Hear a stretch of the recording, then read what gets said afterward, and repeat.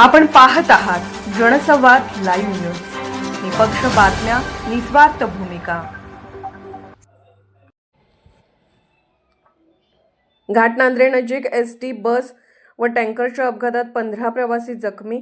घाटनांद्रे तालुका कवठे महाकाळ गावानजीक विजापूर गुहागर या राष्ट्रीय महामार्गावर विजापूर सातारा ही साताऱ्याकडे निघालेली कर्नाटक डेपोची एसटी बस क्रमांक KF0559 व टँकर क्रमांक MH026971 यांच्यामध्ये समोरासमोर धडक होऊन 15 प्रवासी जखमी झाले असून यामध्ये लहान मुलांचाही समावेश आहे।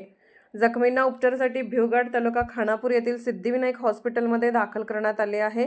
या अपघातातील जखमींमध्ये संगीता उत्तम पवार वय 49 राहणार वडई सातारा, कावेरी अमित वाघमारे वय 5 राहणार ढवळा तालुका सांगोला, रमजान ओलेकर वय 60 राहणार इंडी कर्नाटक, आलिया बागवान वय 13 राहणार कराड, साकीर बागवान वय 40 कराड, दुर्गा प्रसाद प्रधान वय 30 राहणार झारखंड, देवकी कोळी वय 7 वर्ष, शंकर डोडमणी वय 27 राहणार नळीकी, महेश माळी वय 18 या सिद्धनाथ, इंडेकराई वय 23 या झारखंड, चालू गजराई वय 40 राहणार झारखंड, मलापा कोळी वय 60 राहणार नळोगी, रक्षिता आकाश कांबळे वय 25 राहणार विजापूर, तस्वी आकाश कांबळे वय 2 या विजापूर, निर्मला मुकेश कांबळे वय 55 राहणार विजापूर यांचा समावेश आहे।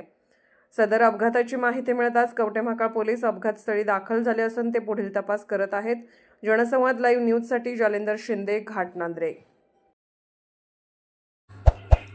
जनसंवाद लाईव्ह न्यूज चॅनलला लाईक करा, शेअर करा आणि सबस्क्राईब करा।